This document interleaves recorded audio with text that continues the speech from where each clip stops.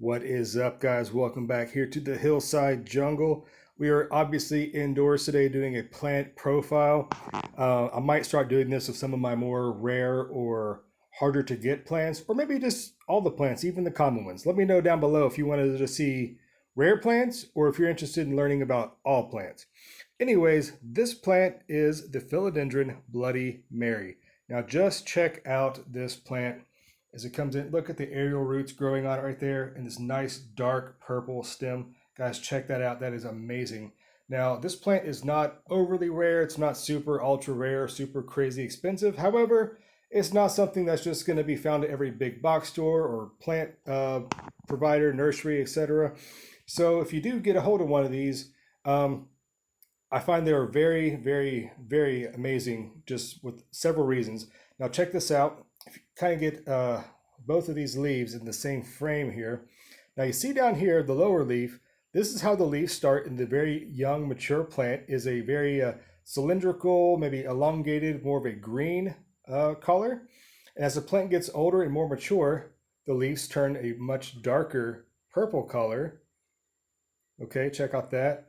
With more of a spade or rounded form as opposed to the lower, more immature leaves. Now for reference, check out the back of these leaves. Now that is cool. All right, just the coloration on that, the nice with the vein, the purple vein that goes down the center of the leaf there on the underside. That's fascinating to me. And I'm kind of just a sucker for these different colored plants and different stems and just something aside from just pure green foliage, you know what I mean? So if you're looking for a plant that's a little bit, I don't say rare, but a little bit more of a conversational piece, something a little bit different. Now this is grown in a light medium here. This is some sphagnum.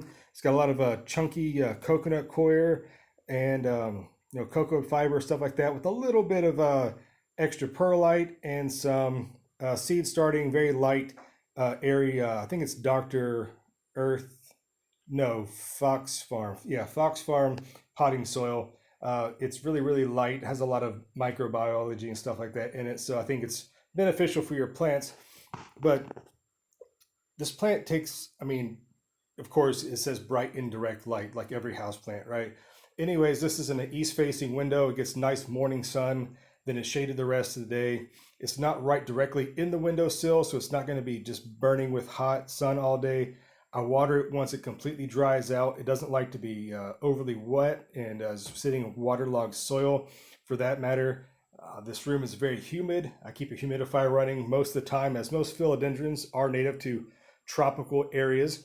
So do give it a high humidity. I do spray my plants with rainwater, usually in the morning and evening. So it does kind of help keep the plant in a more humid, moist environment. But other than that, this plant, I've had no troubles with it other than this one leaf right here, which I'm not really sure how this happened or when this happened or whatever, but this plant has never been outside. So if a bug did get inside or a slug or something and just happened to munch off this leaf, well, I guess that's just what happens when you have a nice plant room. You know, everybody wants to come in and join the party. So there you go. There's some footage there of the Philodendron Bloody Mary.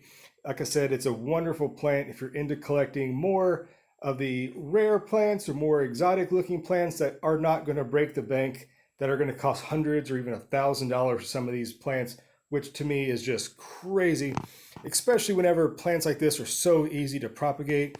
And I've shown you videos on this before, and I'll go ahead and try to wrap this up. But you see these right here coming out. These will be aerial roots, which eventually I will be able to propagate this plant and create more for possibly for sale, for giveaway, as I am actually turning my room here into a miniature plant nursery. And this is, like I said, this is the beginnings of the Hillside Jungle as we transition from the outdoor growing to the indoors. But I have tons and tons and tons of plants. I also have an entire room that you guys have not even seen yet that is full of plants and propagations. And as the time comes, I'll keep you guys posted as I'm getting ready to actually start offering some plants for sale. Haven't decided how I'm going to go about doing that, whether it be through Etsy or Facebook or just word of mouth. I don't want to get too technical about it or really kind of veer off course here, but hopefully you guys do stick around for some more plant footage and some plant culture.